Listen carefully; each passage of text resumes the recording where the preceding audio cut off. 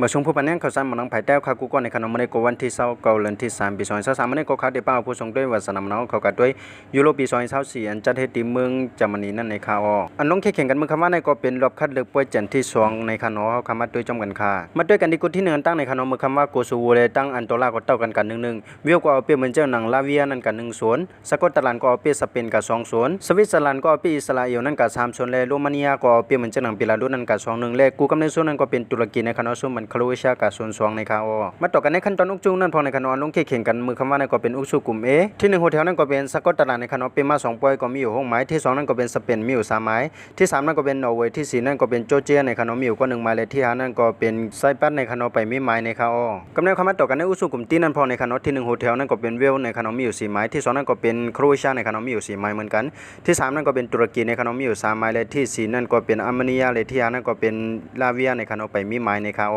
มาต่อกันแทงในอุกซูกลุ่ม L นั่นแทงในขนมที่1โฮเทลนั่นก็เป็นสวิตเซอร์แลนด์มีอยู่6หมายที่2นั่นก็เป็นโรมาเนียในขนมมีอยู่6หมายเหมือนกันที่3นั่นก็เป็นโกโซโวในขนมมีอยู่2หมายและที่4นั่นก็เป็นอันโตลามีอยู่1หมายและที่5นั่นก็เป็นอิสราเอลมีอยู่1หมายเหมือนกันและที่6นั่นก็เป็นเบลารุสในขนมมีอยู่0หมายในข่าวประจันที่3นั่นก็ได้ลงมาแข่งกันในวันที่17เดือนที่5ปี2023ในขนมเลยว่าคือลือกะแทงเลือนปลายในขนมก็ได้มีแทงตั้งเหมือนจังหนังโมตาก็ได้แยกกันตั้งอังกฤษฟินแลนด์ก็ได้แยกกันตั้งสโลเวเนียเบลารุสก็ได้แยกกันตั้งอิสราเอลกรีก็ได้แยกกันตั้งอิหร่านนอร์ทแมกโดเนียก็ได้แยกกันตั้งยูเครนซานมาริโนก็ได้แยกกันตั้งกัซัคสถานกิบิตาก็ได้แยกกันตั้งแฟรนซ์อำนั้นก็ห้องว่าเป็นติดอำนั้นก็ห้องว่าฝรั่งเศสในก็ไรในขนมอยู่ที่ว่าผู้ทรงด้วยวาสนามันของเขาอยู่เมืองไหนก็ห้องจอมเมืองนั้นก็ไรในขนมอันโตลาก็ได้แยกกันตั้งสวิตเซอร์แลนด์เวลก็ได้แยกกันตั้งอาร์เมเนียและเดนมาร์กนั่นก็ได้แยกกันตั้งนอร์ทันอิสแลนด์ในข่าวโอเคในก็ป้อยาวซีซั่นในลีกกูเมืองในยุโรปยาวจ่องเตขึ้นมาแข่งกันขึ้นในขนมตั้งเสียงทั้งหมดก็มีจังหนึ่งในขนมไว้มีข่าวคืบหน้าจังในข่าวจ่องเอามารายงานนี่ให้ผู้ทรงด้วยวาสนามันของเขาฮู้กว่าจำกันในขนม